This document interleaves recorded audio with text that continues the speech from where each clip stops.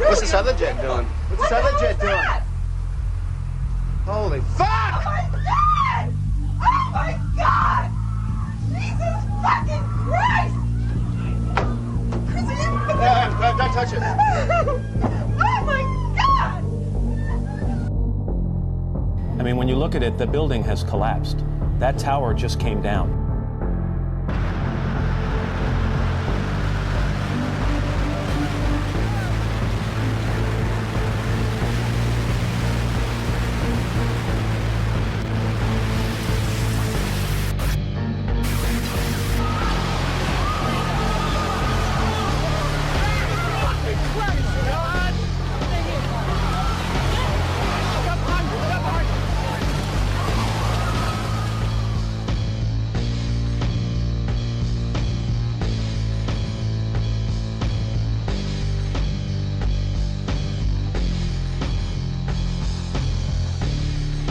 This was clearly, the way the structure is collapsing, this was the result of something that was planned. This is not, it's not accidental that the first tower just happened to collapse and then the second tower just happened to collapse in exactly the same way. How they accomplished this, we don't know. We made it outside, we made it about a block. We made it at least 2 blocks, and we started running. Floor by floor, it started popping out. It was if they had detonated. Yeah, detonated. If they were planned to take down a building. Boom, boom, boom, boom, boom, boom, boom. All the way down. I was watching it and running. Just ran up, and then you just sort of, this cloud of shit chasing you down. Just ran up West Street. Without running.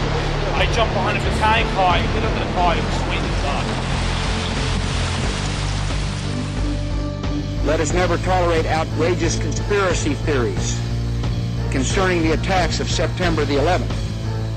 Malicious lies that attempt to shift the blame away from the terrorists themselves, away from the guilty.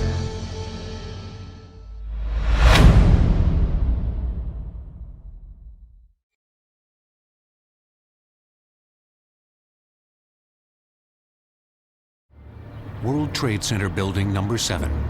On September 11, 2001, it was one of the casualties of the terrorist attacks on that horrific day. Building 7's sudden and shocking collapse has been overshadowed by the fate of the Twin Towers. But from an engineering standpoint, it is the greater mystery. We were surprised that Tower 7 collapsed. We being the team that investigated what occurred on that day. There was some damage to Tower 7 caused by the debris that hit it from Tower 1, but the damage was certainly not similar in scope or magnitude to that caused by the aircraft hitting Towers 1 and 2. The only positive aspect of this building's demise is that it fell 7 hours after the 2 main towers. Everyone had been evacuated, and even though the 47-story building collapsed in on itself in under 10 seconds, no one was killed. World Trade Center 7 was completed in 1987. It had approximately 1.8 million square feet, 47 stories, and was roughly 600 feet tall. Each of the floors was approximately 40,000 square feet, which is roughly the size of a football field and equal to the size of the floor plate on each of the towers. The building was a good building. It was soundly designed. It would still be standing if not for 9/11. And it was state-of-the-art at the time, absolutely. I lost my husband. My son. My uncle. My nephew. On September 11th, 2001. Most people don't know a third tower fell that day. The government says fire brought it down. The collapse of World Trade Center 7 was primarily due to fires. I, along with 1,400 other architects and engineers, have found the government's conclusion to be physically impossible. Impossible. We need the truth about what happened that day. Go to rememberbuilding7.org. Why it fell, why it matters, and what you can do. Do you believe that the government had anything to do with the attack of 9/11? Do you believe in a conspiracy in terms of the attack of 9/11? No, but I do believe that it is the first time in history that fire has ever melted steel. I do believe that it defies physics for the World Trade Center Tower 7, Building 7, which collapsed in on itself. It is impossible for a building to fall the way it fell without explosives being involved. World Trade Center 7. World Trader 1 and 2 got hit by planes. 7, miraculously, the first time in history, steel was melted by fire. It is physically impossible. And who do you think is responsible for that? I have no idea. But to say that we don't know that it imploded and it was an implosion and a demolition is beyond ignorant. Look at the films, get a physics expert here from Yale, from Harvard, pick the school. It defies reason. Let's get one. Let's get one, because that I would do it. Is the unthinkable. It is the unthinkable. But imagine if somebody could convince you of that, could prove it to you, Elizabeth. Just 7. Did you know that a third tower fell on 9/11? At approximately 5:20 p.m. on September 11, 2001, World Trade Center Building 7 collapsed in 6.5 seconds from normal office fires, according to the government's final report. World Trade Center 7 collapsed because of fires fueled by office furnishings. It did not collapse from explosives or from fuel oil fires. Later, the government finally admitted that Building 7 collapsed at the rate of free fall, after trying to deny it. So what's wrong with a building in free fall? What is free fall? It's just like taking your car keys out and just dropping them. That's how fast the building came down, for over 100 feet.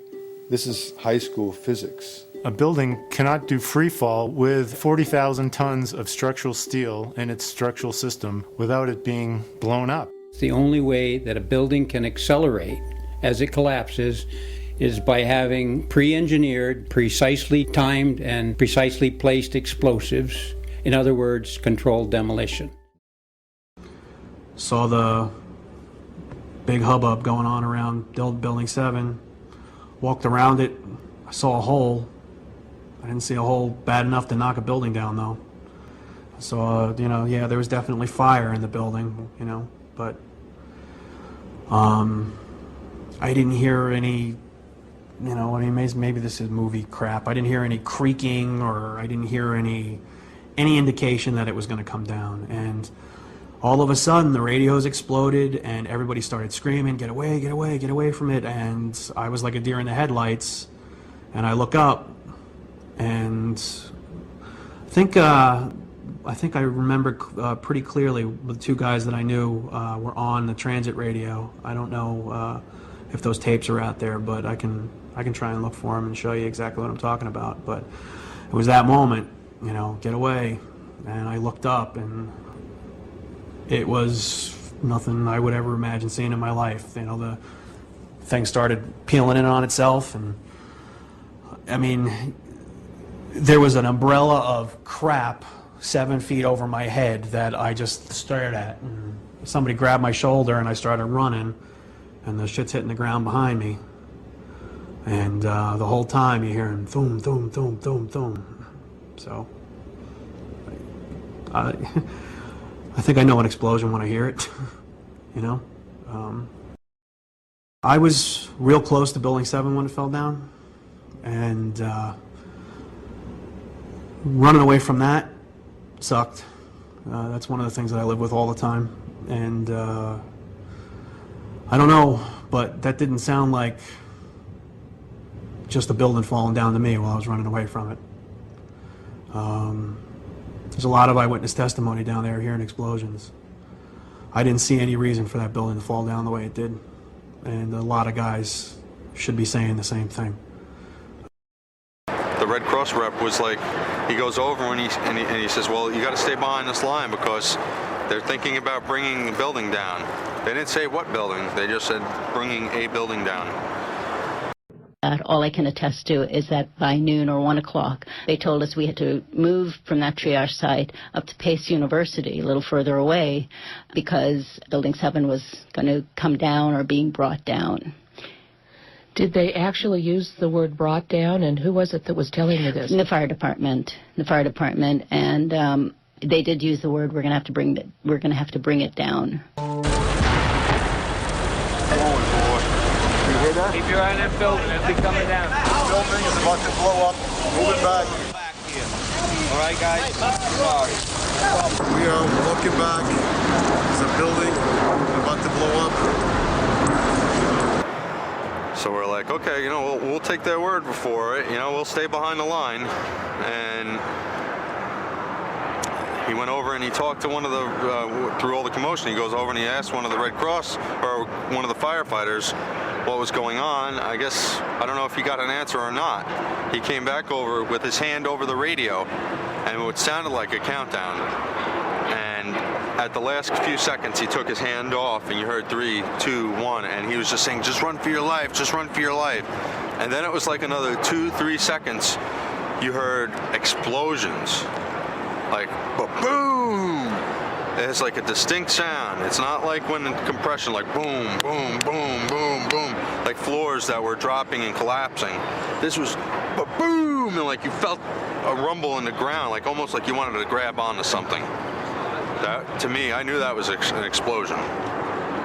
There was no doubt in my mind.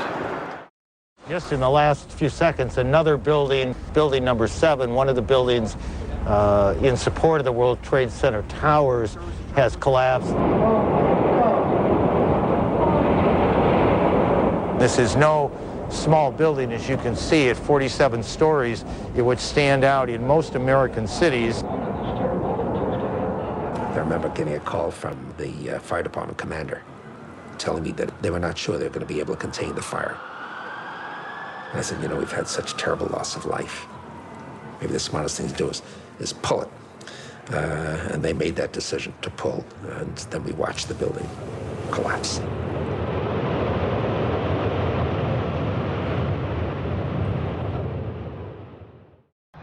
We were watching the building actually because it was on fire. The bottom floors of the building were on fire, and you know, we heard this sound that sounded like a clap of thunder.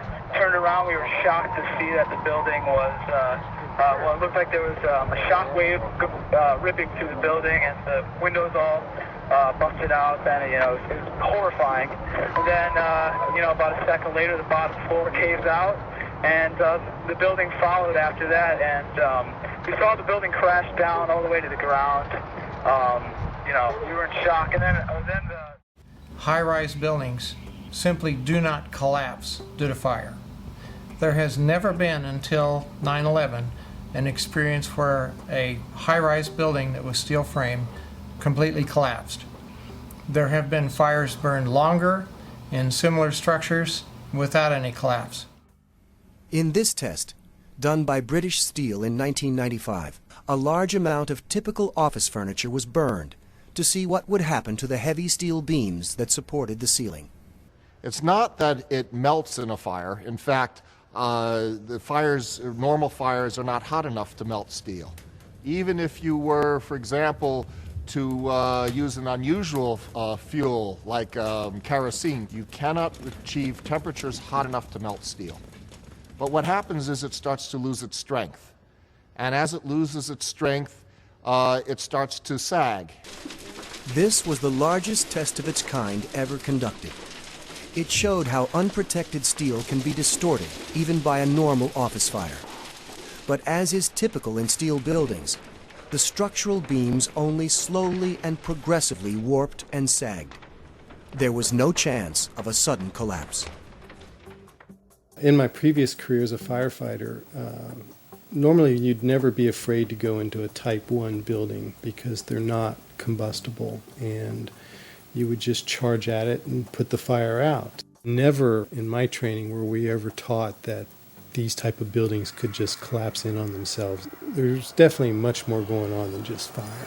The World Trade Center 7 building reminds me of the Meridian Bank building in some ways in Philadelphia. The Meridian Bank building is a 38-story skyscraper that burned for 18 hours in 1991, suffered extensive damage from the fire, but did not collapse. NIST tells us that this collapse mechanism, starting with thermal expansion, that worked its way upward and outward through the building, in a matter of seconds, there's not enough time for the building to collapse the way that NIST tells us it collapsed. NIST claims the fires were very large, very hot, and long-lasting, when in reality, observation, which has been researched by many people, shows these fires did not last very long. They were not in the locations where NIST claims they were at given times. I'm a fellow of the American Institute of Architects. For the 40-plus years that I've been practicing architecture, I've designed a variety of buildings from small houses to high-rise office buildings. Some of the high-rises that I've worked on are 1 shell and 2 shell here in Houston. I was project manager for a 22-story office building in Akron, Ohio. Later in the day, when World Trade Center 7 collapsed, they had already showed us pictures of a few fires in that building, and I mean, they weren't even raging. And how could that cause a building to collapse as if it were imploded? Couldn't happen.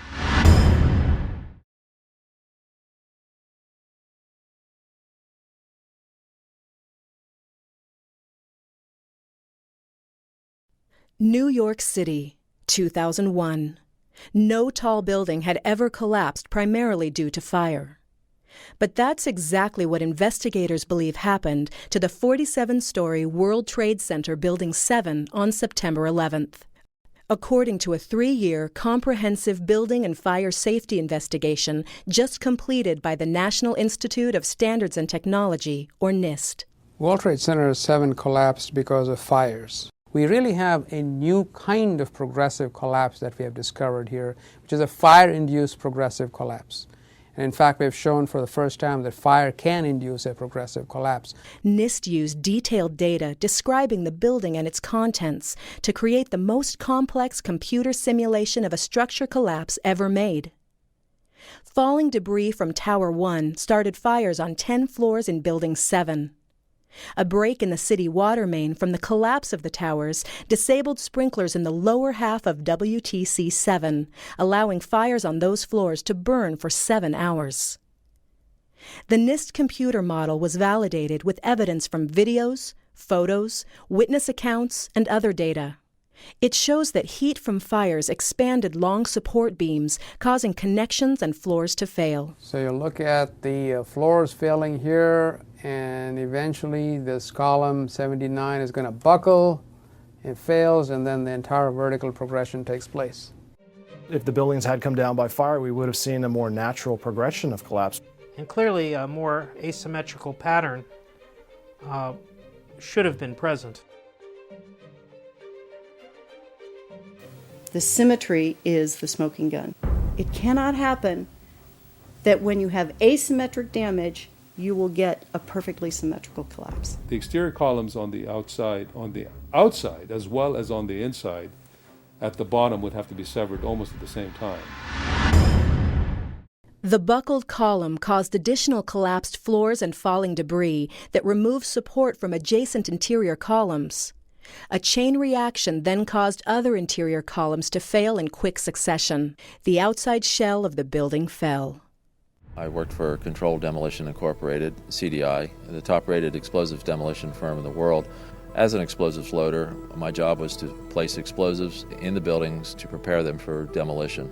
I was licensed while in New York by the New York Fire Department to handle explosives. And I worked on major projects such as Seattle Kingdom, the Three River Stadium, Philadelphia Naval Hospital, and Keyspan gas holders in New York. What I saw, it was a classic implosion. The center of the core, the penthouse area, starts to move first, and then the building follows along with it. That's another indicator that this NIST report is very suspect. When it's all finished, the outside walls are piled one on top of the other right in the middle of the building. Just like a house of cards if it were coming down. As a structural engineer, I don't believe that the failure of one column would normally bring down an entire building in the way we saw World Trade Center 7 come down. According to NIST, the failure occurred at column 79 on level 12. This means basically they're talking about a single columnar collapse or failure that resulted in a total collapse of the building. That just does not make any sense. The NIST team found no evidence that explosives were involved in the collapse. And our analysis showed that even the smallest explosive charge that was capable of bringing down the critical column in the building, had it occurred, we would have seen sound levels of 120 to 130 decibels about a half a mile away. That would have been an incredibly loud sound, and that sound was not picked up by any of the videos or witnesses that we have talked to. In its final report on the destruction of World Trade Center Building 7, NIST, the National Institute of Standards and Technology, went out of its way to avoid investigating the use of explosives. Their sole rationale for not investigating explosive use was the supposed lack of sufficiently loud sounds. NIST computed what they claimed would be the minimum loudness of an explosion that could sever Column 79 with a single blast. Then they claimed no observers detected explosions as loud as their predictions. This size blast would have produced an incredibly loud sound that was not recorded on videos of the collapse nor reported by witnesses. On the basis of this artificial threshold of interest, they swept aside all evidence of actual explosions and concluded that no explosives contributed to the destruction of the building. We did not find any evidence that explosives were used in the collapse of Building 7. Yet there was voluminous evidence of explosions. Here's one of the guys who can tell you I'm okay, all right? Here, hold on. You want to call your mother or something? You heard explosions, like boom. We just heard one more explosion. That's about the fourth one we've heard. A few blocks up West Broadway, looking toward the World Trade Center in the distance, Ashley Banfield was conducting an interview for MSNBC. You were just told by police that you should move out of your... The mic was set to pick up speech a few inches away. From the involuntary startle response, oh my God, we know explosions are being heard. However, listening closely, we discover that the microphone did indeed pick up the sounds of explosions, but very faintly. Turn up the volume. Listen for a low rumble in the background. you were just told by police that you should move out of your apartment, Fabiana. Yes. You've got Carolina here? Yes. They advised us to leave because we have... Oh my God. This time the sound has been filtered to emphasize low frequencies. Listen for booms like a bass drum in the distance. In fact, you were just told by police that you should move out of your apartment, Fabiana. You've got Carolina here? Yes. They advised us to leave because we have... Oh my God. Here's a different version filtered to emphasize the mid-range sounds. The bass drum is gone.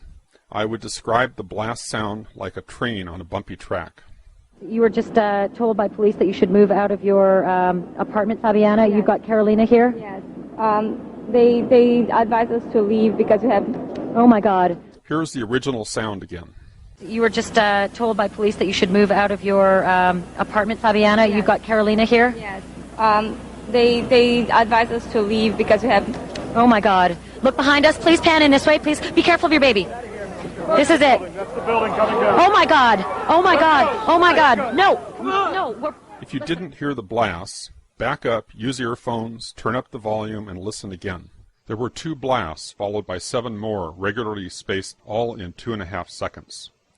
Craig Bartmer's testimony may come to mind. The whole time you're hearing boom, boom, boom, boom, boom. I think I know an explosion when I hear it. When we hear the sharp, regular series of sounds in the background, the building has not yet started to fall.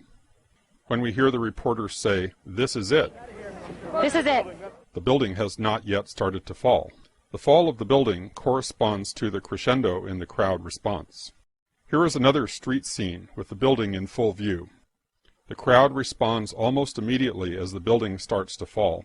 This occurs just after the reporter says, "This is it." This is it. Oh my God. Oh my God. Therefore, the blasts we heard occurred seconds before the building started to fall.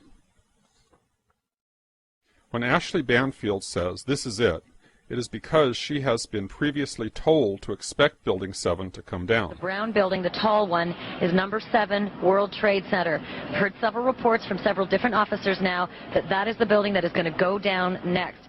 Back in the studio, the anchor, Brian Williams, not only had foreknowledge of the collapse, he had a ready explanation. What we've been fearing all afternoon has apparently happened. We were watching number 7 World Trade, which was part of the ancillary damage of the explosion and collapse of the other 2. Just as Ashley Banfield was told, Brian Williams was told. There is indeed evidence that even the top fire officials were told. We are on the phone with New York Fire Department Lieutenant David Restuccio. Lieutenant, where are you right now? I'm at the corner of Northmore Street and Greenwich Street. Can you confirm it was number 7 that just went in? Yes, sir. And you guys knew this was coming all day? We had heard reports that the building was unstable and that it eventually would either come down on its own or it would be taken down. Those in control of the story were planting the official narrative in our psyches in real time as events unfolded, using the press and even the fire and police departments as their unwitting agents. We are getting information now that one of the other buildings, Building 7 in the World Trade Center complex, is on fire and has either collapsed or is collapsing. And clearly those fires continue to burn at about 4:15 Eastern Daylight Time. Building number 7 was going to collapse. That appears to be what has happened now. One of those smaller buildings just fall to the ground. We had heard earlier that it was structurally unsafe. We're getting word from New York right now that another building has collapsed. I understand that this is a 47-story building. Information, of course, take a look at that right-hand side of the screen. It's going down right now. There it is. Yep. It went down right there. This is not from an explosion or an aircraft at this point, from our knowledge. The information that we have is that this is a building that probably was incredibly structurally damaged. NIST is being dishonest. That would have been an incredibly loud sound, and that sound was not picked up by any of the videos or witnesses that we have talked to. NIST was lying about no testimony of explosions. There was both testimony and recorded evidence of explosions.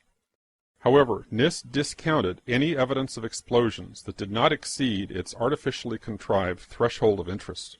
The minimum sound level of interest, as determined by NIST, was based on a blast of RDX, one of the loudest explosives available, large enough to break a major column outright with a single blast. They assumed no efforts at noise abatement, complete transmission of the sound to the outside air, no absorption or blockage of the sound along the path. And who knows if they assumed the use of an efficient cutter charge, or if they simply figured the effect of a bomb planted beside a column. They don't say. Their sole reason for doing this calculation was to create a pretext to sidestep any actual investigation of explosives. Why would NIST, or anyone else, choose to exclude from its investigation any evidence of any explosions related to the destruction of the building? At the same time, it should be noted that NIST's report on Building 7 was never published by a peer-reviewed publication. This means their analysis of the collapse cannot be validated from a scientific point of view.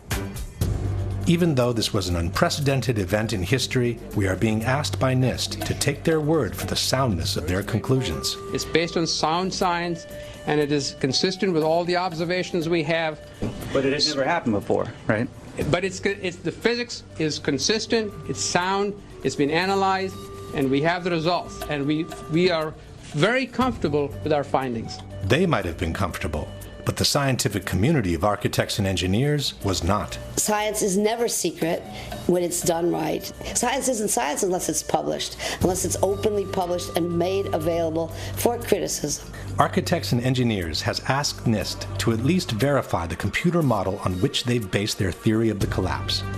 But also in this case, NIST has refused to make their data public. Structural engineers rail against NIST because they refuse to show the visualization. It's a black box. You cannot download any of this data. This means that also for the accuracy of their computer model, we have to take NIST's word for it. Here is our structural model showing the building collapsing, which matches quite well with the video of the event. This is the video of the event.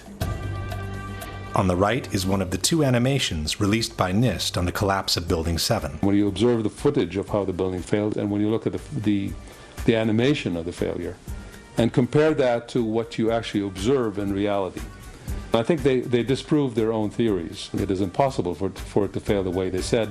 The second animation released by NIST is even more inconsistent with the real event. While the animation shows a pronounced inward bending of the top of the structure, the video footage shows the entire top section of the building maintaining its shape all the way through the visible part of the collapse. This can be verified by different angles. If this is what NIST calls matching quite well, one can imagine what the reliability of their entire report can be. In order to justify the first and only collapse in the history of a steel skyscraper due to fire, the debunkers have maintained that Building 7 was weaker than the average steel structure because it had been built over an existing electrical substation. The building was extremely unconventional. It had this giant Con Ed substation with enormous trusses carrying extraordinarily high loads, very vulnerable to fire and other kinds of damage. But NIST itself has refuted this possibility. From the final report we read, the transfer elements such as trusses, girders, and cantilever overhangs that were used to support the office building over the Con Edison substation did not play a significant role in the collapse of World Trade Center 7. In fact, it was the opposite.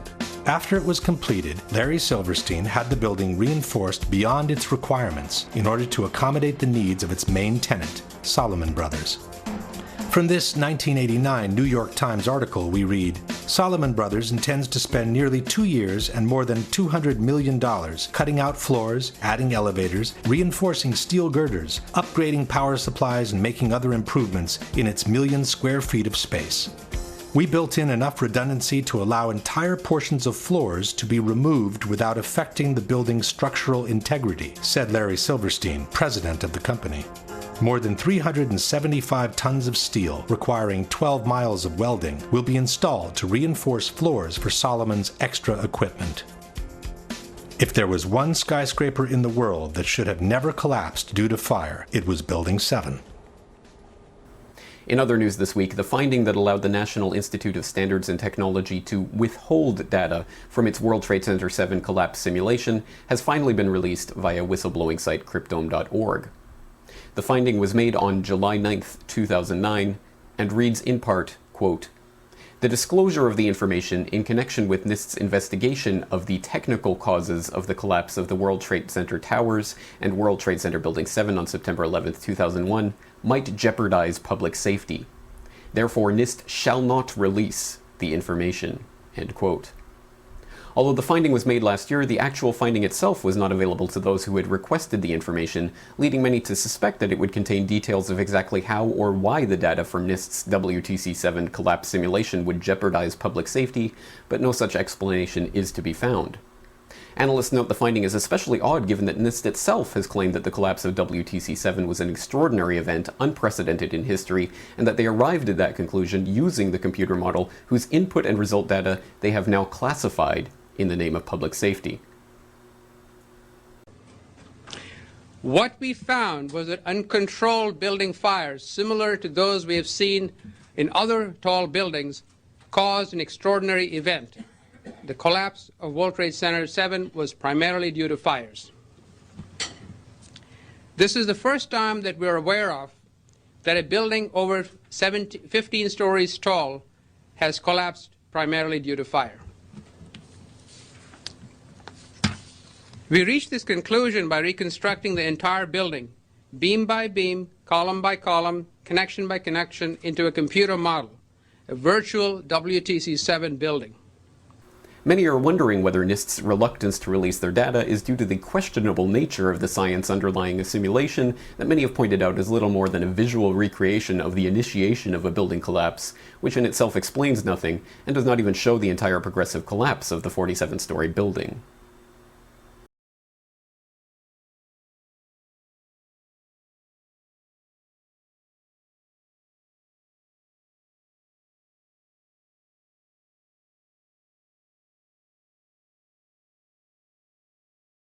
Zie je vanaf boven gaan? Nee, je gaat vanaf onder. Die gaat vanaf onder, ja. Toch? Ja. Ze hebben gewoon kolommen weggeblazen.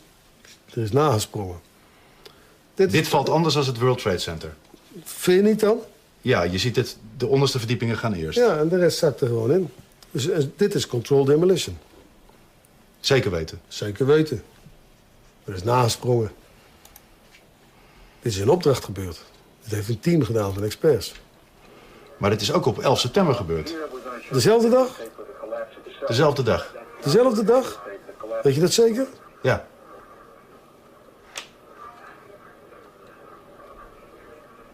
Was het zeker weten de 11e? Dat kan geen waar zijn. 7 uur nadat de World Trade Center naar beneden viel. Ja? Hebben ze hard gewerkt. In het officiële onderzoeksrapport van FEMA staat dat ze niet kunnen verklaren waarom gebouw nummer 7 is ingestort. Uitgebreid bespreken we alle mogelijke oorzaken met Denny Jowenko. Dat weet ik niet precies, maar ze hebben wel... Maar hij blijft erbij dat het gebouw is opgeblazen. Het is vakwerk, zonder meer. We weten heel goed wat ze doen, die jongens. De vraag is dan, is zoiets van tevoren voorbereid of kan dat op 11 september zelf nog zijn besloten en uitgevoerd? Met hoeveel man heeft u hoeveel tijd nodig om dat te doen? Dat weet ik niet precies, maar... Maakt u een inschatting? Ja, dan moet je wel ervaren mensen hebben, maar als je een man of 30, 40 zou hebben... Kijk, een paar met de snijbrander, de rest brengt hem aan. Andere mensen sluiten dat deadcord met die boosters aan. Dat moet allemaal precies op hetzelfde moment gaan. En weer een derde die zet de elektronische systemen erop. En dan gaat hij. Terwijl overal brand was en ook in dat gebouw was brand. Dat is niet geblust. Ze hebben de brand niet geblust. Dus de mensen die dat moesten doen, die moesten het doen terwijl het binnen nog brandde.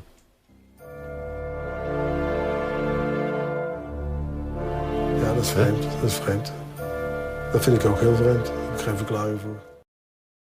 Hi, my name is Barry Jennings. I'm 52 years old. I've worked for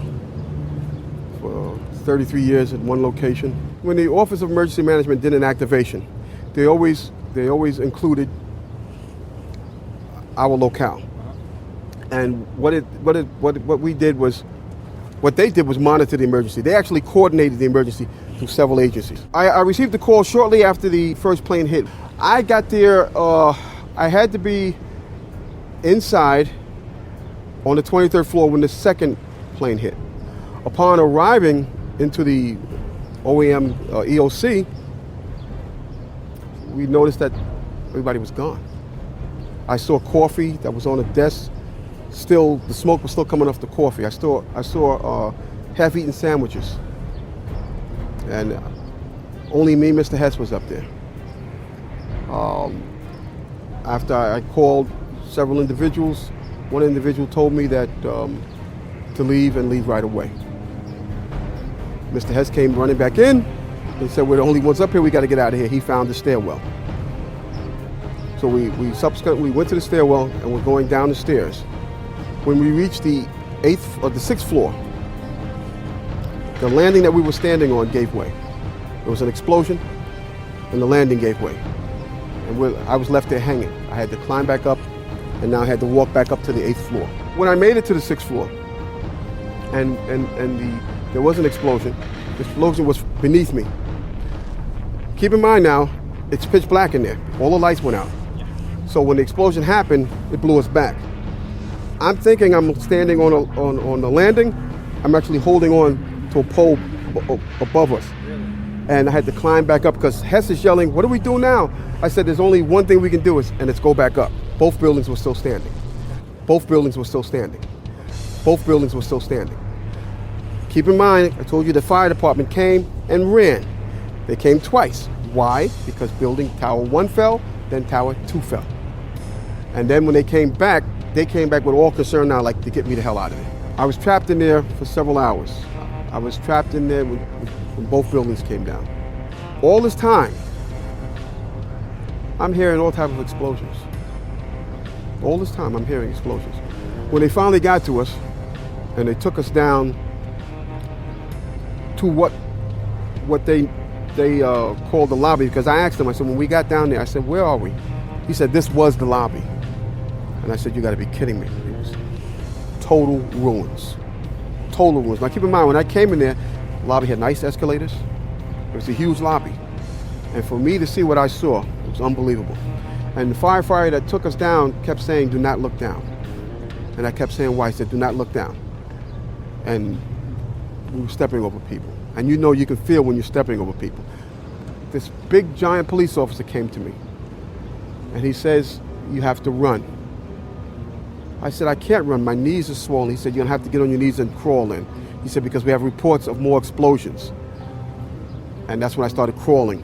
And I saw this guy fall behind me and his comrades came to his aid. They dragged him to safety. I'm just confused about one thing and one thing only. Why World Trade Center 7 went down in the first place. I'm very confused about that. I know what I heard. I heard explosions. The Explanation I got was it was the fuel oil tank. I'm an old boiler guy. If it was a fuel oil tank, it would have been one side of the building. Yes, you can use this footage. Normally, when you have a structural failure, you carefully go through the debris field, looking at each item, photographing every beam as it collapsed and every column where it is in the ground, and you pick them up very carefully and you look at each element. We were unable to do that in the case of Tower 7.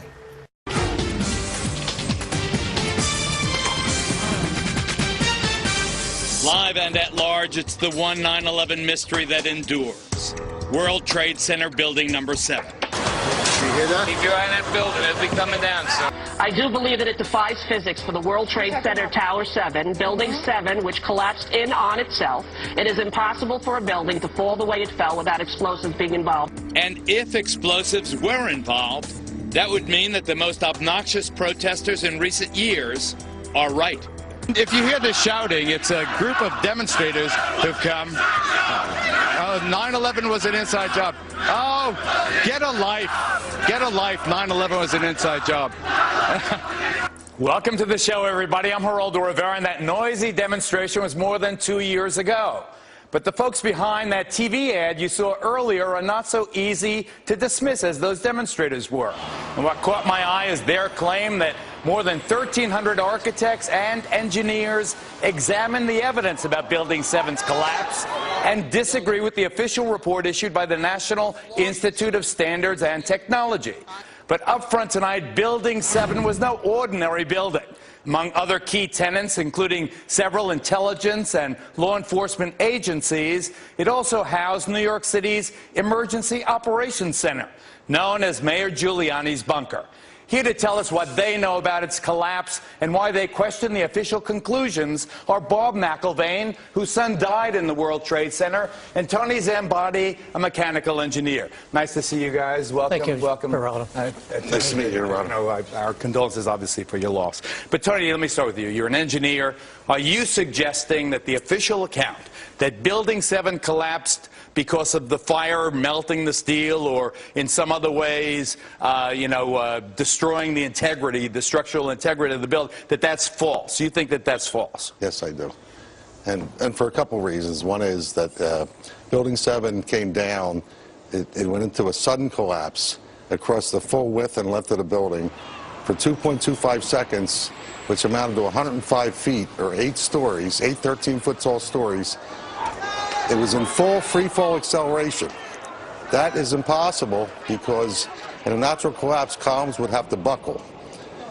When columns buckle, there is a minimum resistance. It's asymptotic, if you know what that means. That means it never goes to zero. So it's impossible. You can't reach. So here's what, I guess in layman's terms, to just get my hands here, Peter. So what he's saying is that the top floor collapses, hits the next floor, hits the next floor, hits the next floor. So it's bang, bang, bang, bang. The weight of the upper floors. It would slow down. What I'm trying to say is it was in full free fall acceleration. All of its potential energy was being converted to motion. Instead of what I just described, the thing just collapsed like a pancake. It just came down. And so what are you suggesting brought it down, Tony? I'm suggesting there was some form of demolition devices in that building for 8 stories or more. You think that the explosives brought down Building 7? Some form of demolition device. I'm not pretending to know what it is. I am saying that it was in free fall acceleration. All right, let me ask you this. The NSFW admitted to that. Okay, let me ask you this before I get to Dad, before I get to Bob here. We've all seen old, obsolete buildings and public housing in other places outlive their usefulness, being demolished by the professionals who can actually collapse a building right in its own footprint. That's what it looks like happened to Building 7. Do you believe that's what happened? Yes, I do believe that's what happened. And why do you think they're lying about it? I don't really know all the details of why they're lying about it. I can't read their minds. All I can say is, scientifically, it's impossible for fire to have done what we see. And Bob, these 1,300 engineers and architects who agree with you and some of the other relatives' families. I know you found your son just a couple of days after the disaster. He was outside. I don't want to get into the details of how you believe he died. But these architects and engineers, do they support your contention? Do you believe that it was an inside job, that 9/11 was an inside job? All right, Geraldo, I believe it was an inside job, okay? I'm here You believe our government? All right, wait, look, please. But the thing is, we don't have enough time to get into the reasons of that. We set up this Building What campaign. We saw the... Building What? .org. BuildingWhat.org. The reason we have that is because Judge Lehner, when we had a petition to have a new investigation in New York City about Building 7. And when the lawyers... And you're asking the New York City Council. I don't want to interrupt also to reopen. So I know we don't have the time, but anyway, he said, Building what? Because no one has any idea about Building 7.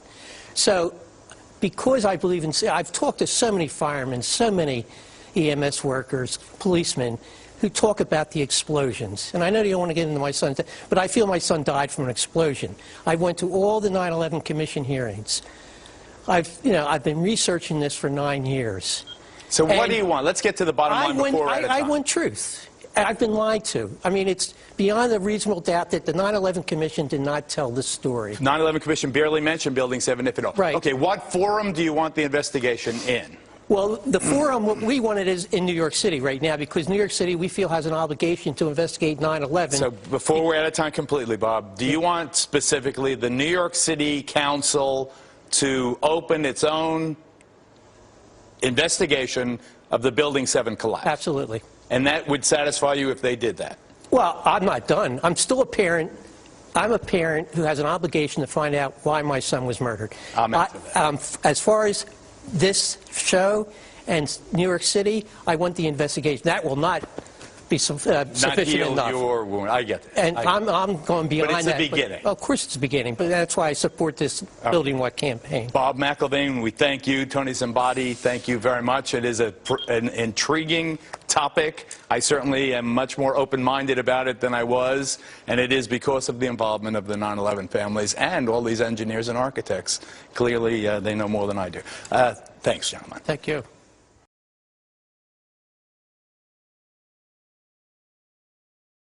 I became a firefighter in 1990, March of 90. My whole family was firefighters. Goes back. Beautiful day. I'm looking up. All of a sudden, we hear. What the hell is in seconds? You see the wing of the plane come in, crash through the building, and explode bodies out of the building, all on Liberty Street. I run in screaming, a plane just hit the Trade Center. A plane just hit the Trade Center. I get on the phone to the dispatcher saying a plane, 1060 the box, plane just hit the Trade Center. Get all emergency vehicles down here immediately. It's on. So as we are now saddling up, trying to get out of quarters, hundreds and hundreds of people are trying to run in, while bodies are now just exploding on the ground. Like, what is going on here?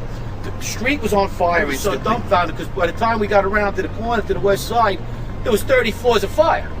We were like, holy cow, something's up here. And we got into the lobby, went to the command post, right next to Father Judge, Chief Gansey, Chief of Department at the time, God rest his soul, and Father Judge. We got there, we got our orders from the command post to team up with Engine 5 and start our way up, right? So we're standing there in the lobby, we're getting all together. All of a sudden, we hear... I look down to my right, and the elevators exploded, something out of like a Bruce Willis Die Hard movie. People just come running out of the elevators, on fire, fireball.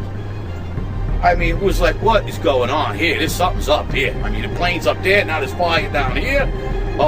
People run around all on fire. This is crazy. So we said, look, we had our orders. That's our job. We're going to do what we got to do. So we were going up the stairs. As we were going up, there was fire here, there was fire. People burnt up on different levels, and we were trying to get a read on what floor are you coming from? What floor are you coming from? Is there fire on your floor? Is there fire on your floor? We were asking, and they were like, no, there's some fire on our floor. There's people trapped on other floors, and we're like trying to get a read. These people were pretty calm. People burnt coming down, just saying thank you, fireman. We were going up. We were heading up to the 24th floor of the stairwell, and all of a sudden we heard, Mayday, Mayday, second plane. Swift. We're looking at each other like, come on, second plane. There's no way there's a second plane. Within seconds, our building got rocked. We got bounced around in the stairwell like pinballs, man. And we just said, you know what? Time to go. We got out as much people as we could. Most of the people were out. We were the last guys going up the stairs.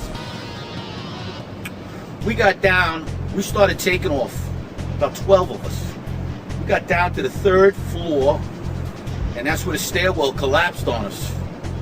And we had to dig our way out. Now the building's coming down. We can't see nothing. Once again, I'm saying up res. You know, the show is over here now. This is it. And with that, all of a sudden, we're looking for another stairwell. Me and the lieutenant open the door. We find a body in this closet. We were like, what the heck is that? Where did this come from? Holy shit, what's going on here? Something's crazy going on. We got our way out of the 3rd floor, and that's where the maintenance fella with a little flashlight saved our lives. He was pointed over, and if it wasn't for him, we never would have found another stairwell. The building would have collapsed. So Willie Rodriguez? Willie Rodriguez. Thank you, Willie. He saved our lives. He saved about 12 guys' lives that day. At least. We got down to the lobby, and everything was blown out, exploded. Everything was... Okay, we were the only ones in the lobby now. We're going, wait a second here. Where is everybody? Because the building was coming down the outside. They moved the command post to World Trade Center too. So now we're like, we didn't get no. Where is everybody?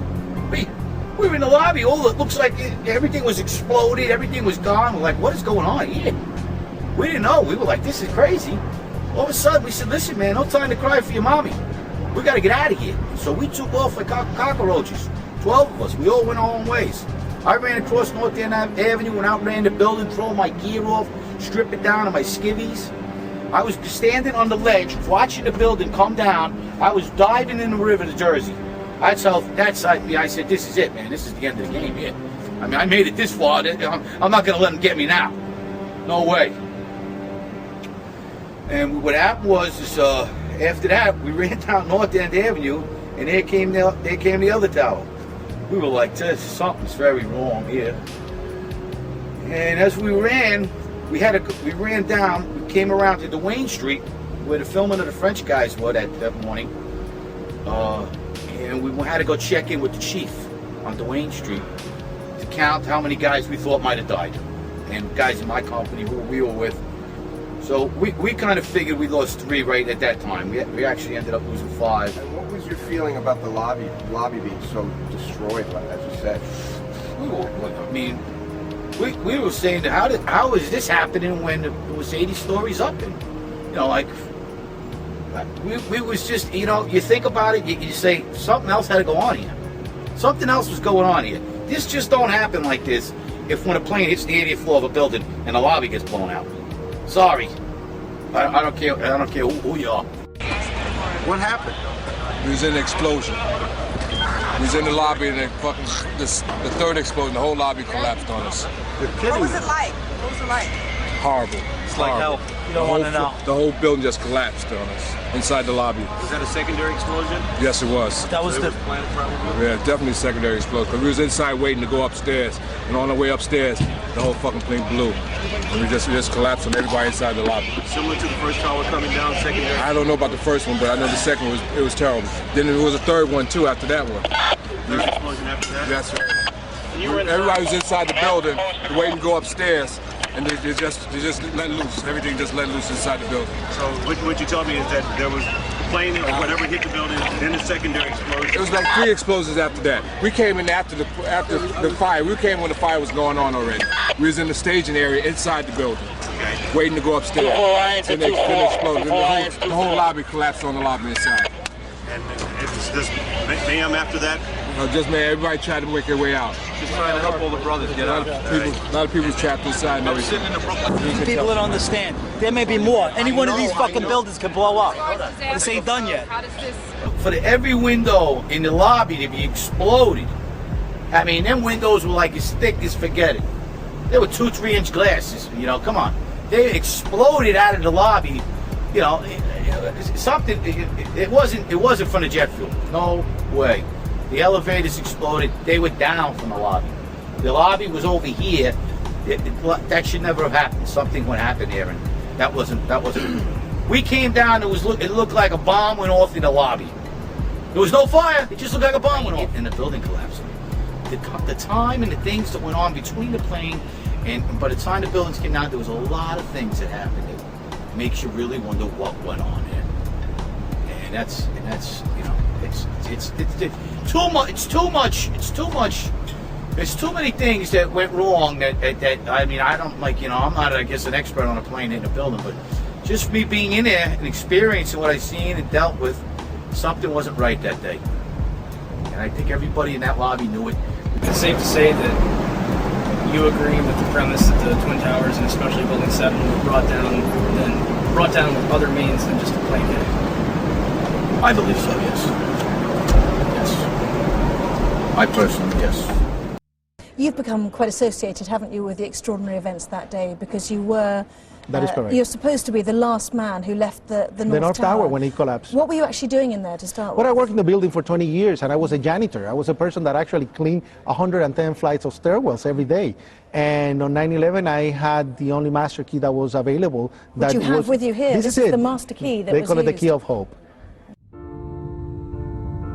I started the day by calling my supervisor and telling him that I was not going to work. The reason was that it was such a beautiful day that I wanted to stay home. I wanted to take a sick day off.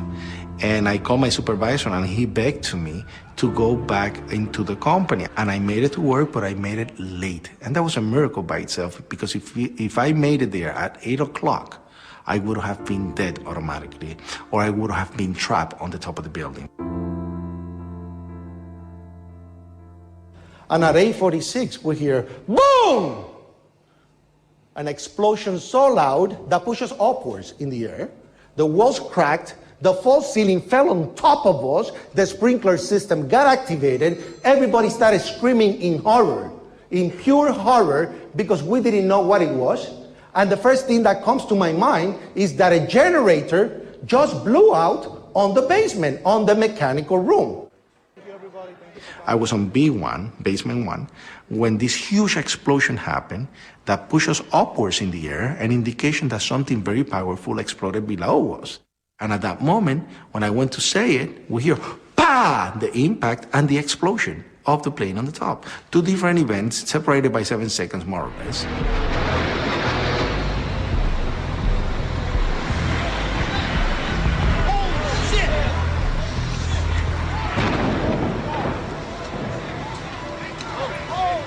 Two separate explosions were recorded at a distance of about 9 seconds from each other during a business meeting that was taking place in a building nearby, One Liberty Plaza.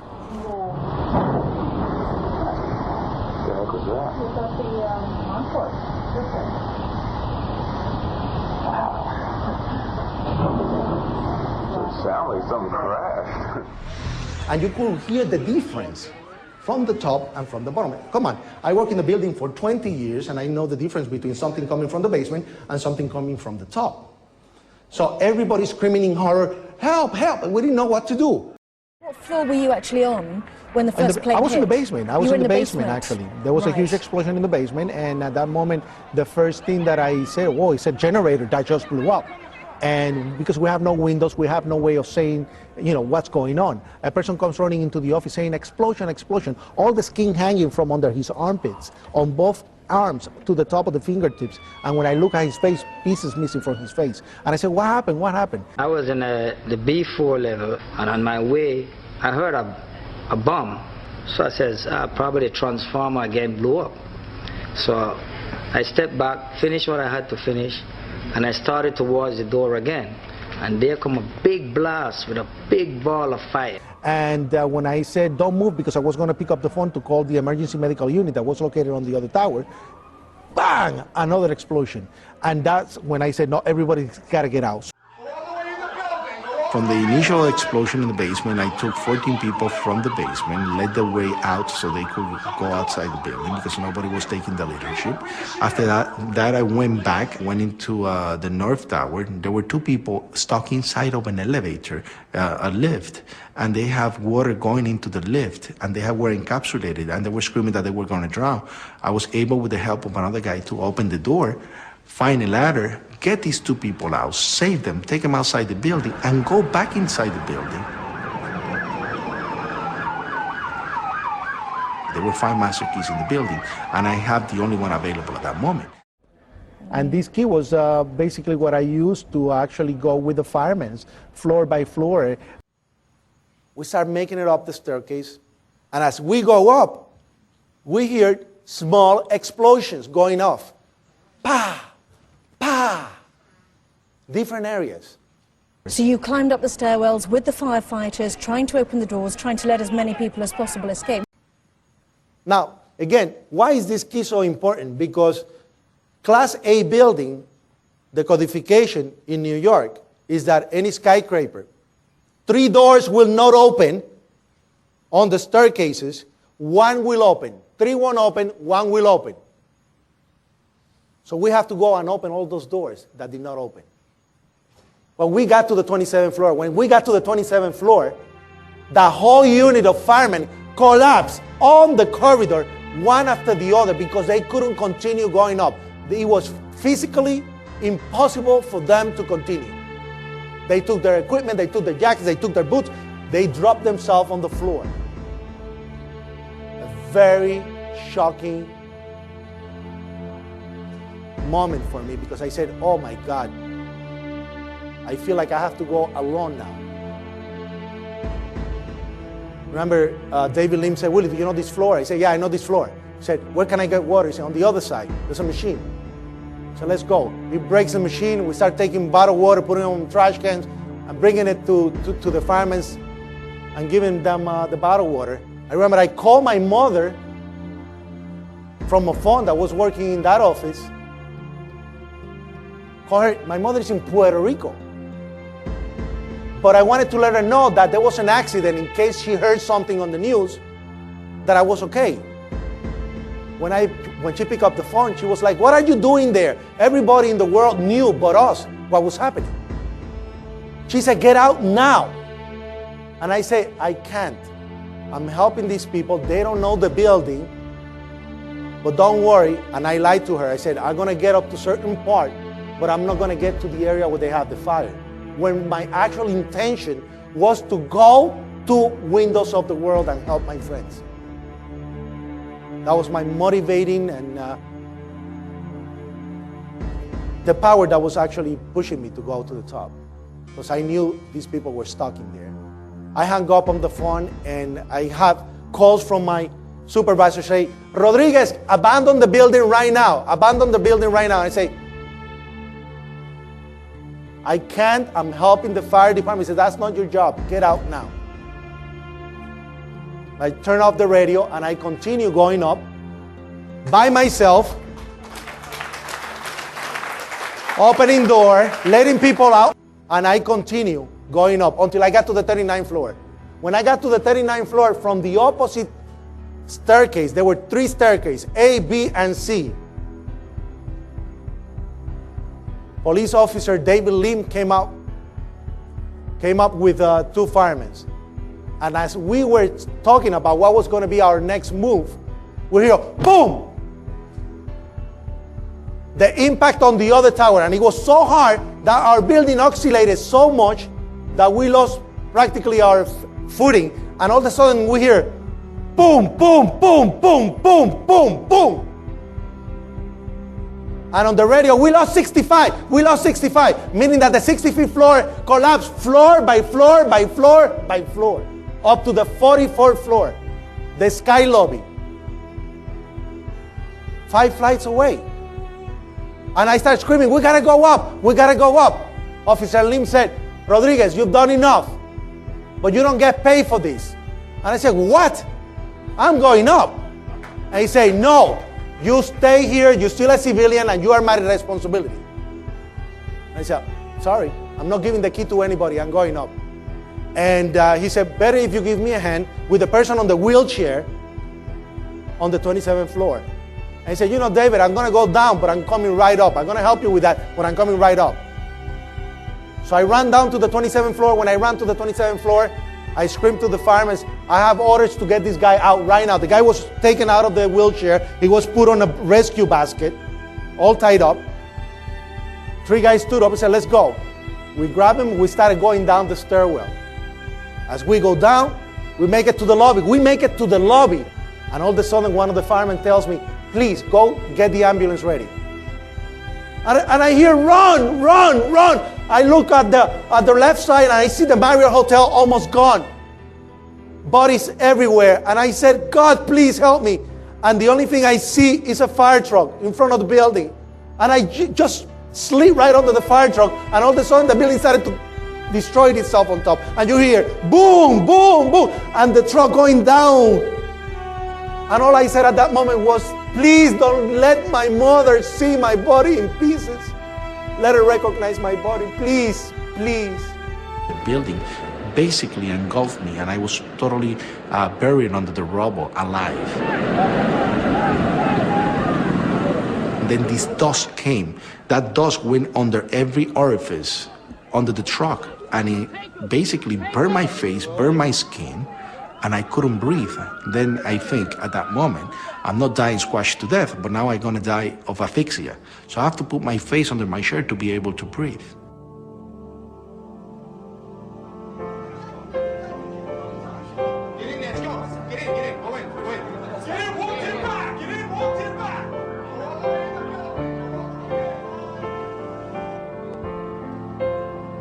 And hours after, I was pulled from the rubble, thinking at that moment that I lost my legs.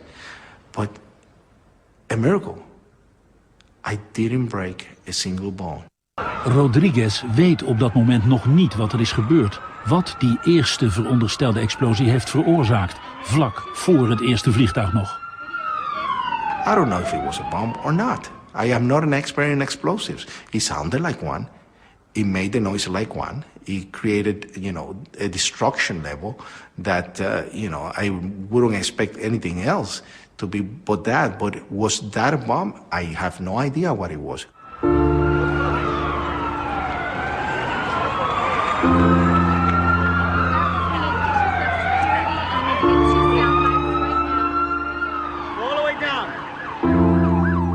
Compassion is more powerful than violence. It will make you act in ways that you never saw possible. And I was so desperate to get to my friends and to save them. And the sad thing is that I was recognized for saving hundreds of people, but the people that I really wanted to help, I never was able to save a single one of them. I lost 200 friends on 9/11. A lot of people call me a conspiracy theorist. And it's funny because I was there. I am an eyewitness. I experienced the event. I do not speculate because I experienced it in my own skin. I have the people that have come out and validated the story constantly. I have the people that have survived also the event and have tried to tell their part of the story, which actually coincide with mine. I lost 200 friends that do not have answers, and I will continue until we get the answers. I studied physics at MIT. I did electrical engineering for about 8 years. I've had quite a bit of practical engineering experience. When I first saw the collapses, I was absolutely convinced that they were not spontaneous. One of the first things that I did was to speak with one of my patients, who is a retired Army Corps of Engineers fellow who's done a lot of demolition and construction. Showed him some of the public source videos that are available of it, and he immediately pointed out that there were squibs, which represent little puffs of smoke essentially coming out of the buildings initially, which were clearly a sign of controlled demolition. He had no opinions beyond that, but he said without doubt that it was a controlled demolition. That sort of set me on the path of continuing to examine it and trying to gather as much evidence as I could. And the question I pose, what don't we know and why don't we know it, is sort of addressing the fact that at this point we still do not really have a meaningful explanation for what happened to the buildings. We have had several studies at this point, which I will go into, as to trying to determine a plausible scenario for the collapse. As of this point, none of them have presented us with anything that I think could be reasonably called a convincing and detailed account of why the collapse has occurred. And the question that's been addressed previously, the enormous destruction of physical evidence, as Chris was saying, the site was scrubbed very thoroughly. Out of the entire mass of the buildings that were destroyed, the National Institutes of Standards and Technology, who are now doing the ongoing investigation, managed to save about 240 pieces out of the entire building. All of the rest of it was basically recycled. The obvious question is what does it mean that there was a controlled demolition? At the simplest level, it means that someone had a lot of access to the buildings over a long enough period of time to set this up. It implies, as many other things have tonight, that the people who had effective control of the site had an interest in having it scrubbed and making sure that no information was available, that a forensic reconstruction couldn't be done. Even in much smaller catastrophes, we typically will reconstruct things as completely as possible. For example, TWA Flight 800 pieces were dredged off the bottom of the sea. A complete reconstruction was done to allow a detailed analysis. In this case, the exact opposite was done. The first report that was really issued on this was issued by FEMA in collaboration with the American Society of Civil Engineers. There was basically a volunteer team from ASCE that had very limited access to the site. A lot of the pieces that they were able to retrieve were retrieved by going to landfills and trying to find interesting pieces before they were disposed of. The initial FEMA report basically acknowledged that the kerosene would have burned off very quickly. What wasn't destroyed in the initial fireball would have been consumed fairly rapidly and would have only really served as an ignition for the rest of the material. And the second point being that the fuel here really was strictly office contents. If you think of a modern office with copying machines, computers, and as has been previously mentioned, the smoke, particularly from Building 2, just before it collapsed, was very black looking. This is generally an indication of an inefficient fire in which there's not enough oxygen for the amount of fuel. These types of fires typically burn very cool. They are not hot flames like blowtorches. The cores themselves, basically, if you've seen diagrams of the building, there's a large central rectangle in each of the towers that contained 47 columns. And these columns basically were the primary structural support of the building. They were given the role of supporting the whole gravitational load of the building. Since they were so strong, it would have been reasonable to think that they would have withstood, at least to some extent, the collapse. But in fact, as we see after the buildings collapsed, there was basically only little stubs of these things standing up a floor or two above the ground level. The cores did not have much in them that would burn. The cores basically were dedicated to things like elevator shafts, utility shafts, stairways. So you have drywall material, you have a little bit of carpeting, you don't really have any inflammable material in the core itself. The core was specifically designed so it could not function as a chimney. They did not want, in the case of a fire, for the fire to be able to travel through the elevators or for air to come in through the elevators. So they were designed with what this architect, Aaron Swirsky, I believe it was, referred to as a hermetically sealed system. There were fire shutters that were designed to close off the core in the event of an event like this. And those, as far as we know, functioned properly, which means that there was a very limited amount of oxygen available. Okay, as far as the issue of what failed and how, some of the initial suggestions, and these showed up in the NOVA documentary, which is a good example of what I like to call proof by computer animation. Thomas Egar, who was a material scientist but not a structural engineer, who became a spokesman for these documentaries, indicated that the floors had somehow failed, that the trusses supporting the floors had failed. This was the theory that was put forward actually in the initial FEMA report. Subsequently, there have been basically complete contradictions of that. Jim Hoffman has done quite a bit of research which is available on the web concerning the problems with this idea that the floors would have simply fallen. There was a study done by Weidlinger Associates. The chief engineer there was Mathis Levy, who's a very well-known authority on building collapses. He specifically disavowed the idea of pancaking or collapsing of the floors. And the most recent official report we have on this, which is from National Institutes of Standards and Technology, NIST, rejected the idea that floor collapse was part of it. And so as a result, we have basically no sequential model at this point. What NIST has suggested is that there was some kind of simultaneous collapse of the cores, but they have not attempted to give any kind of modeling as to whether those cores could have in fact been destroyed by the fires in the way that they claim. The building was designed to have a fully loaded 707 crash into it. That was the largest plane at the time.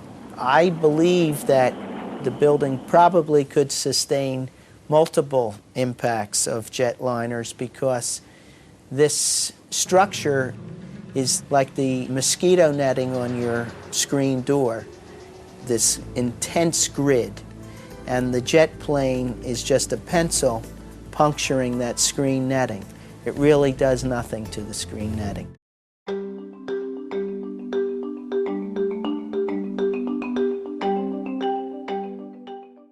I walked into the office and the first words that I heard was, a plane's just run into the World Trade Center. And my initial thought was, well, that's okay. It's built to withstand a 707. It did not seem possible that these towers that were designed to withstand the impact of a 707 could possibly collapse in such a short order of time from the time that they were hit. They were designed to withstand hurricane force winds of up to 140 miles an hour. These buildings are built to handle several times the load above them. Those perimeter columns could handle 5 times the load above them, and the core columns could handle 3 times the load above them. I remember walking up to a window, and a young man turned to me with tears coming down his face, and he said, "Will they fall down?" And I said, "No." Never has a steel structure building in the history of steel structured buildings ever fallen down for the reasons of fire.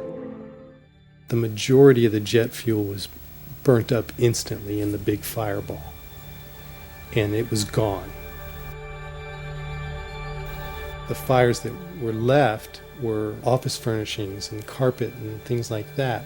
A lot of things in these kind of buildings have to be fire resistant by nature. It's required by code.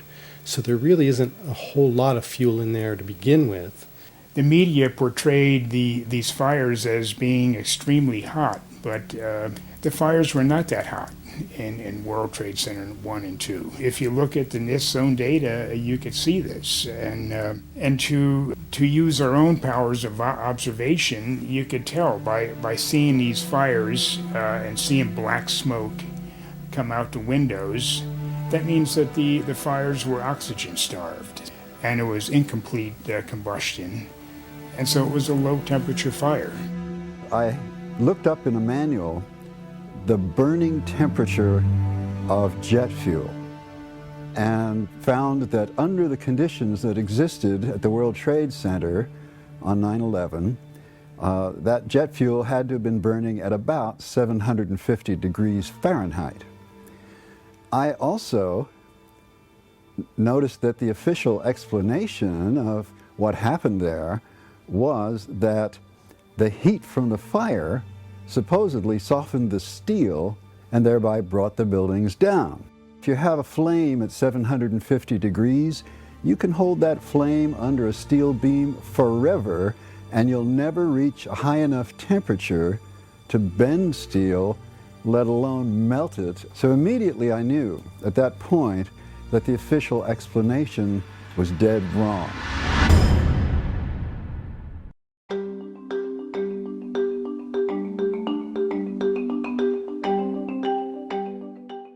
First of all, let's go back to your basic premise that there was a pool of molten steel. I know of absolutely nobody, no eyewitness who said so, nobody who's produced it. You'd get down below and you'd see molten steel running down the channel rails. Like you're in a foundry. Mm-hmm. Yeah, like lava. Like it was lava from a volcano. Actually melted beams where it was molten steel that was being dug out. Underground, it was still so hot that molten metal dripped down the sides of a wall. It's this fused element of steel, molten steel and concrete and all of these things all fused by the heat into one single element. And they pulled off a big block of concrete, and there was like a little river of steel flowing.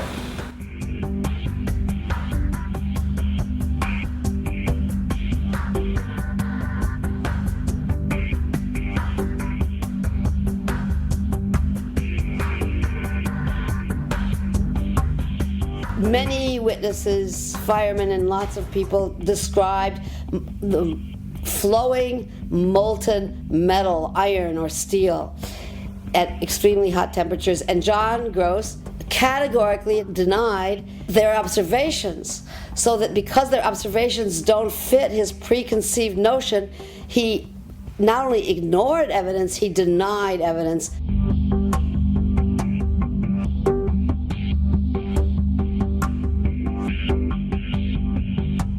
There were reports of molten steel having been seen in the rubble pile of all three buildings, and I knew that jet fuel, which is essentially kerosene, is not capable of melting steel nor iron.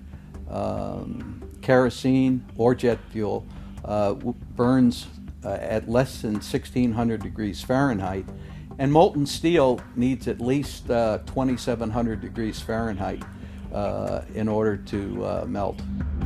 In an office fire, you cannot generate enough heat to melt steel. And yet we have evidence of molten iron in the microspheres, in the rubble pile, and the metal pouring out of the side of the tower. I worked as in the project engineering department of the casting plant of Alcan, the aluminum company of Canada, one of the largest aluminum smelters on the planet at the time. And in that smelter we turned aluminum oxide into aluminum, molten aluminum. Molten aluminum is silver. It's not yellow, it's silver. It looks like mercury. The yellow molten metal that I saw pouring out of the South Tower is indicative of molten iron. Overflights had detected with infrared camera 1400 degree Fahrenheit hotspots on the surface of ground zero. And that being there for a week, indicates that there was something very hot going on below the surface. This is how it's been since day one. Oh, it's unbelievable. And this is 6 weeks later, almost 6 weeks later. And as we get closer to the center of this, it gets hotter and hotter. It's probably 1500 degrees. We've had some small windows into what we thought was a core at some point, and it looked like an oven. It was just roaring inside. And it's just a bright reddish orange color. See that stuff he's pulling out? What was that, Chief? We're gonna hold off on the water. See the stuff he's pulling out? Yeah. It's red hot. If we hit it too much steam, you won't be able to see what he's doing. Great. There were fires of 2,000 degrees Fahrenheit below the ground. You see how this debris is still smoking? That's from the fires that are still burning. 8 weeks later, we still got fires burning. Every now and then, one of the pieces of equipment will dig in, they'll open up a small area, the oxygen will rush in, and you'll get this plume of brown, black smoke coming up. That's because that fire just got more oxygen. So, these things are burning. At one point, I think they were about 2,800 degrees.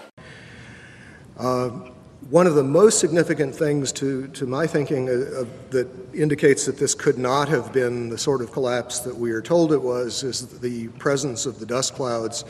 And as you've seen in the pictures, and I'm sure all of us have seen probably more than we would like, there were very, very large clouds of very thick dust that enveloped the area, that crossed the river, that made it almost all the way to New Jersey from the pictures that I've seen. This type of flow is something that we are familiar with in physics. It occurs in only two situations that we know of naturally. One is in volcanic eruptions where a large amount of material is suddenly exploded into the air and basically forms small particles. The other situation is something called turbidity currents. These occur along the edges of the continental shelves where mud or sediment will slump, become suspended in water. And the common thread is that you have large amounts of a dense material that is suspended very quickly in a fluid, thereby creating another denser fluid, which is in effect the dust cloud, and that fluid can achieve considerable velocities. The problem with creating this sort of slurry of fine particles is that there really is no mechanism that has been proposed. We have concrete floors with carpeting or flooring over them. We have furniture. We have floors basically that are coming together in a collapse, but the concrete is basically protected under these layers. Early in the collapse, in the very first moments, we see these thick clouds being ejected at very high speed. They're clearly dense because they flow downward and become part of this large overall pyroclastic flow. What we're basically being told is that the concrete sort of jumped up into midair, exploded itself, and then was ejected as the floors came together. Not a very plausible mechanism, but I have yet to hear of anything else proposed to explain it. From quite a few people on the scene, we've been told that the powder it represented most of the concrete, that the amount of intact macroscopic chunks of concrete on the scene were negligible, that basically everything was reduced to powder.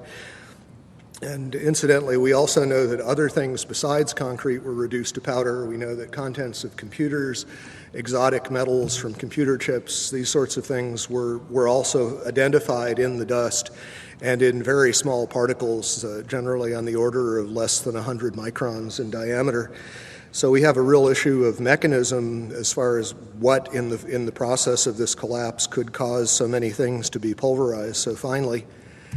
You have 2 110-story office buildings. You don't find a desk. You don't find a chair.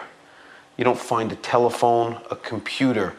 The biggest piece of a telephone I found was half of the keypad, and it was about this big. The building collapsed to dust.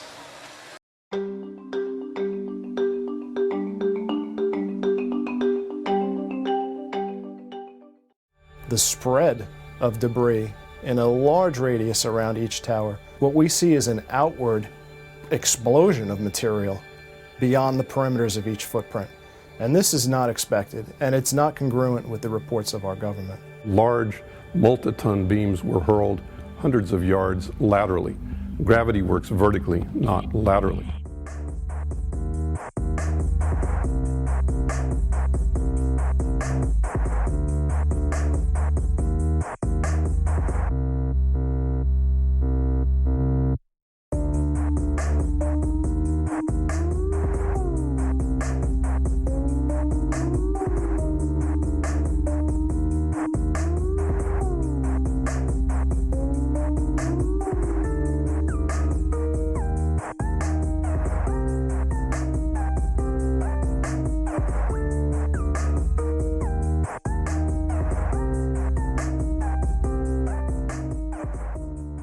So something's happening to throw these things horizontally at those kinds of speeds.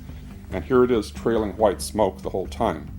It really is indicative of some kind of explosion. The individual explosions that I noticed 20 and 30 and 40 stories below the collapsing structure. And naysayers tend to say, well, that's just air being blown out the windows. I mean, it doesn't really work to say it's just air pressure. And I've estimated these are coming out faster than 100 miles an hour. The floors pancaking upon themselves would create gushes of air out the side, but not the kind of explosive force that we saw that would throw I-beams across the street into the windows of other buildings. The ejection of the materials out of the building, the manner in which it fell, the speed at which it fell, exhibited all the signs of demolitions and the completeness of the destruction down to their individual elements.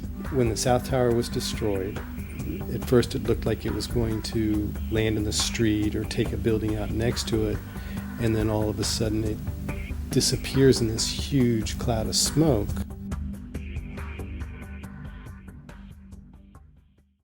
When you look at where the towers used to stand, there is surprisingly so little rubble. Where did all the rubble go? It's a very good question, Peter, and I have asked some people who've been doing some of the rescue and recovery work this morning. If you look behind me, you can see the very remains, the skeletal remains of the World Trade Center. And one volunteer, Robert Gerlinski, explained to me the reason there's so little rubble is that all of it simply fell down into the ground and was pulverized, evaporated.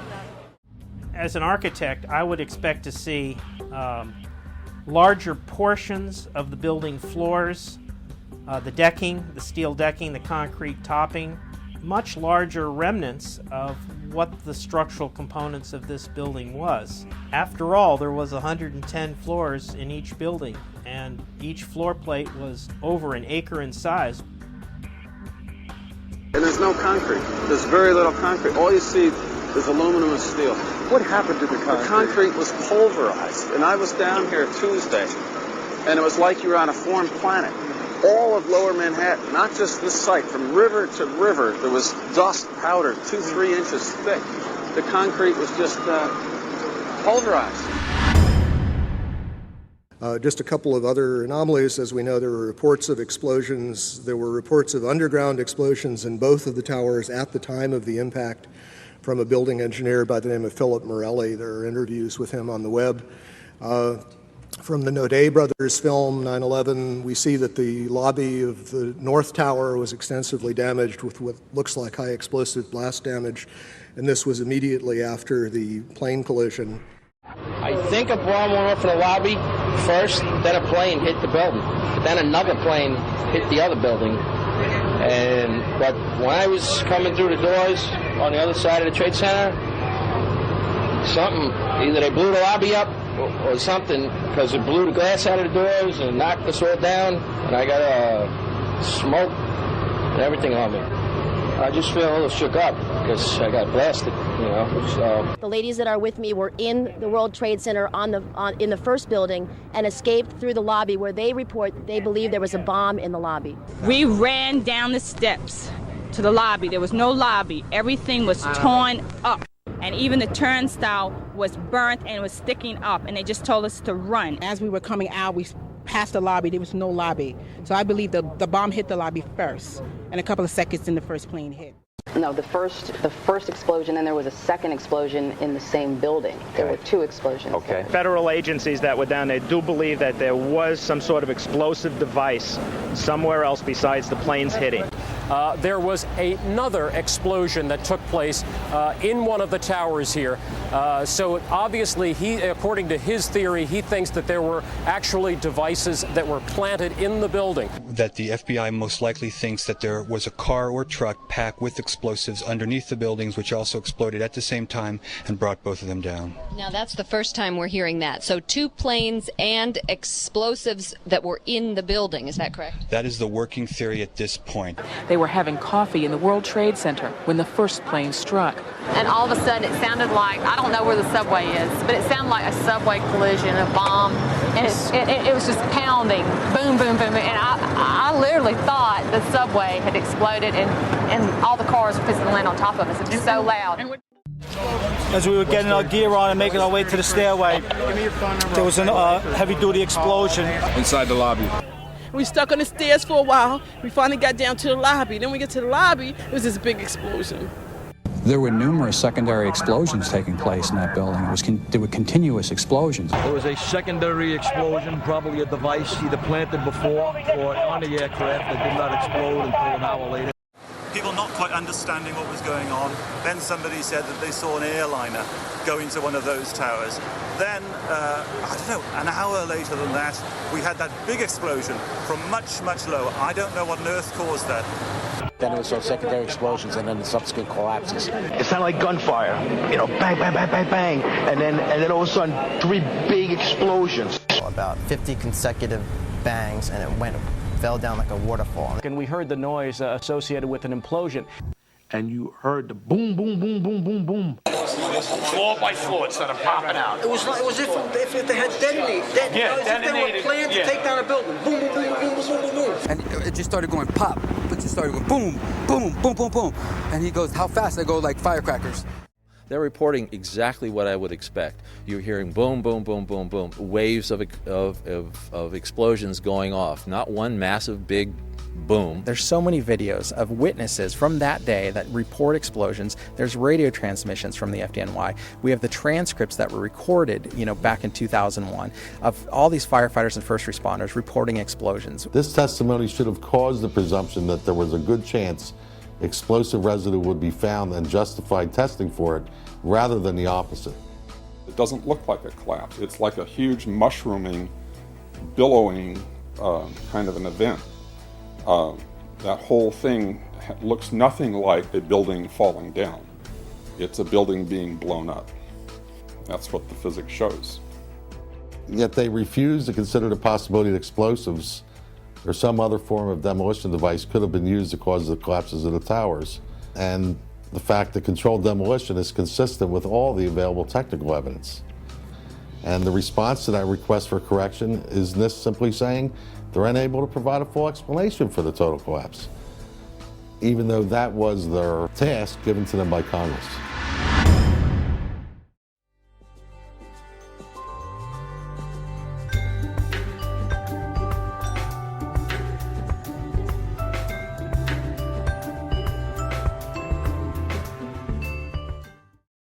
Even though a controlled demolition seems the only valid explanation for the collapses, the debunkers have brought different arguments against this possibility. The first argument is that it would have been impossible to place the explosives under everyone's eyes. You would take an army of workers. It would take months. So this idea that, some crew dressed in black could sneak in the middle of the night and wire a building like that to be demolished is just, it's absurd. Ipotizziamo che siano veramente state minate. Come si fa? Entrano di nascosto delle persone, portano dell'esplosivo. Scusi, sa, devo lasciare qui questa serie di zainetti. Non ci faccia caso, poi spariscono. There are, however, different facts to be considered.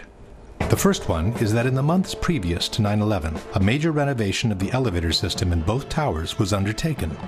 From the March 2001 issue of Elevator World, we read, Ace Elevator undertook what was perhaps one of the largest, most sophisticated elevator modernization programs in the industry's history at New York City's prestigious World Trade Center.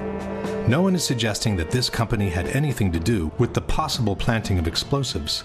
But such an extensive renovation process would have certainly provided the cover for a special team to access the internal structure of the buildings at any given time.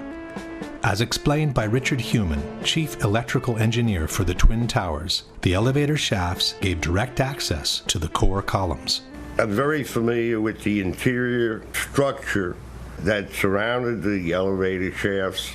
And, of course, their access to the elevator shafts gave them total access to the surrounding core columns, the interior of the core columns. Secondly, the movement of heavy equipment on floors that were supposedly empty was noticed in the weeks leading up to 9/11. Scott Forbes worked for a financial institution on the 97th floor of the South Tower. It must have been at least 4 to 6 weeks before 9/11.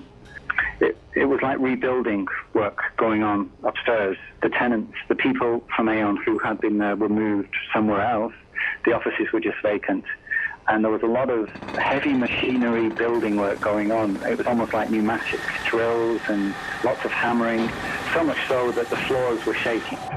That's how noticeable it was. It was almost as if something heavy was being moved and then it was being taken off wheels, and it was like boom. Our floor underneath literally shook. You could feel the weight above you. William Rodriguez, an employee at the Twin Towers for more than 20 years, recalls a similar experience. As I stood there on the 33rd floor, I heard very strange noises on the 34th floor. I heard very heavy equipment being moved around, and it sounded like dumpsters with metal wheels being moved around, and I got scared because I knew it was an empty floor. Nobody was supposed to be there. As a matter of fact, not even the elevators stopped there. You have to have a special access key to open the door on the 34th floor.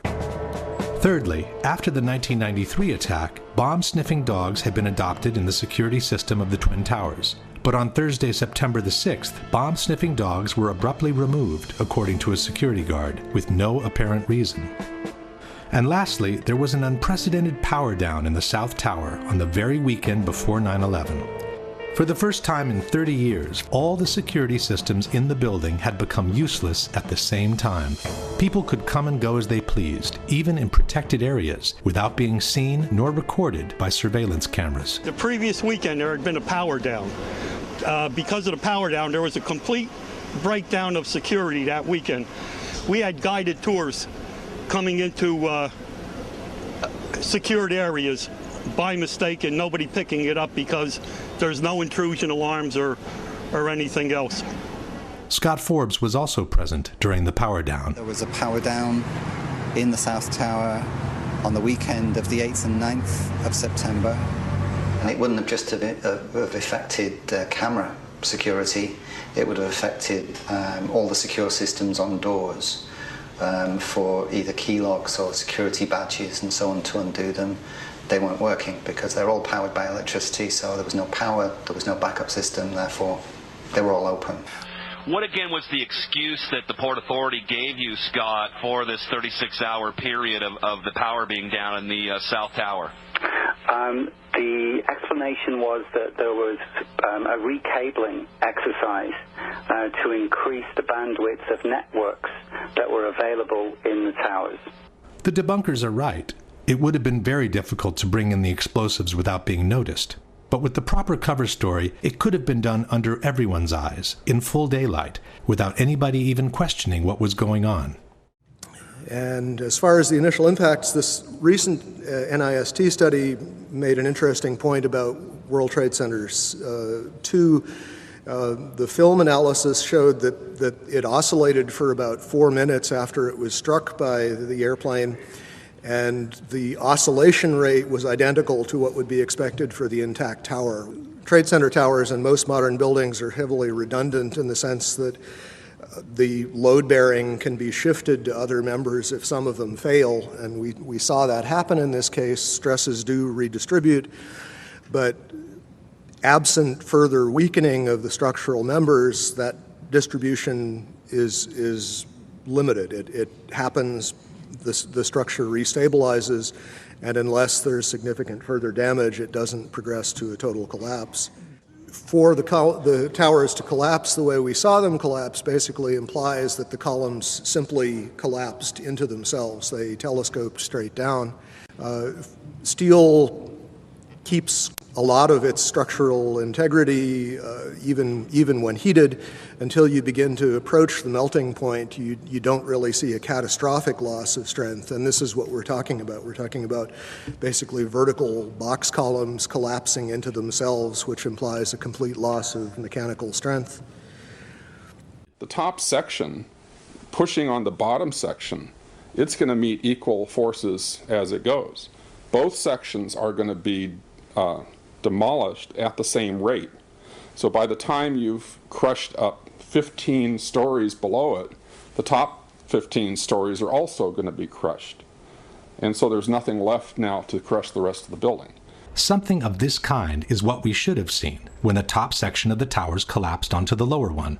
The upper and lower sections should have mutually destroyed each other until all the energy is dissipated and the system comes to a rest. Alternatively, as shown in this experiment with 2 towers made of snow, the top section could have fallen off to the side after the initial collapse. What could not have happened is this. A little tiny chunk of the building can't possibly fall and crush the entire structure below it. This is such a simple, fundamental concept that architects and engineers were astonished in seeing it totally ignored by NIST. This is high school physics. And our whole society is being led to believe that these fundamental laws of physics, hard science, don't apply anymore.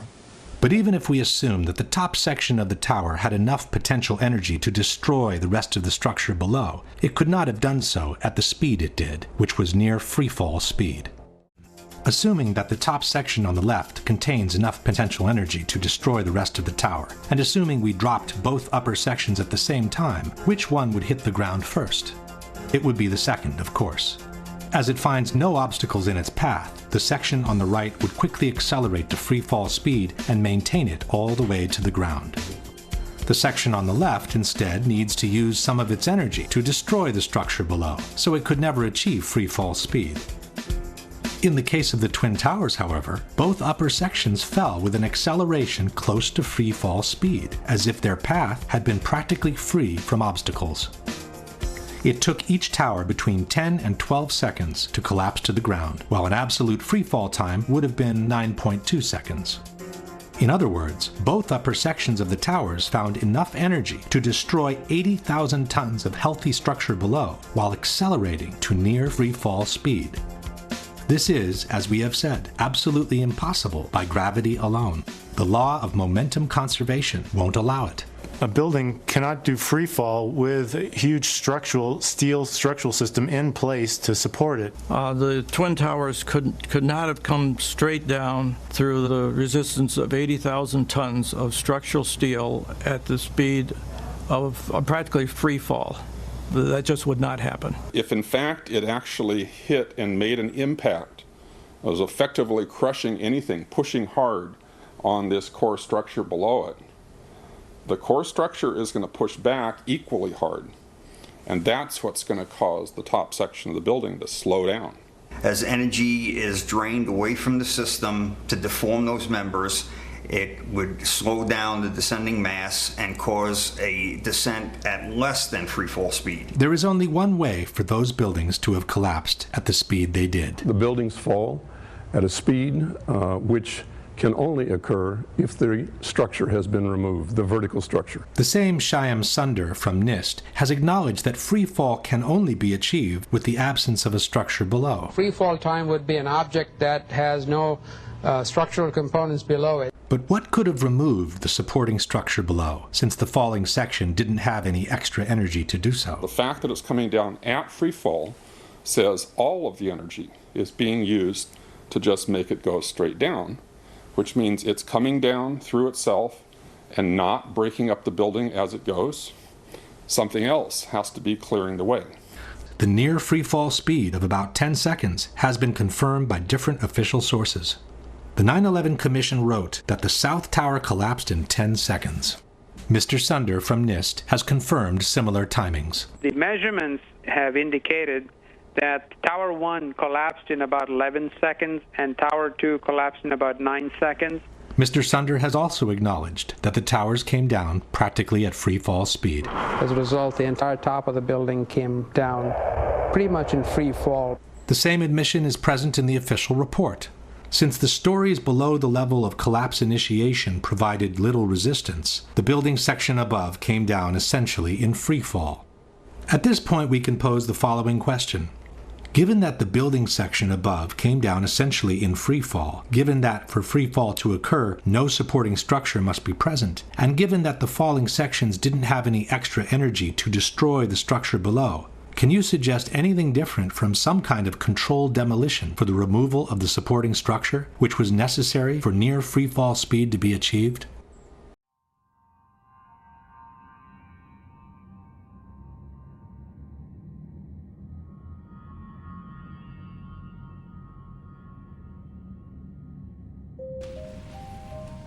These terrorists kill not merely to end lives, but to disrupt and end a way of life. With every atrocity, they hope that America grows fearful, retreating from the world and forsaking our friends. They stand against us because we stand in their way. We're not deceived by their pretenses to piety. We have seen their kind before. They are the heirs of all the murderous ideologies of the 20th century. By sacrificing human life to serve their radical visions, by abandoning every value except the will to power, they follow in the path of fascism, Nazism, and totalitarianism. And they will follow that path all the way to where it ends, in history's unmarked grave of discarded lies.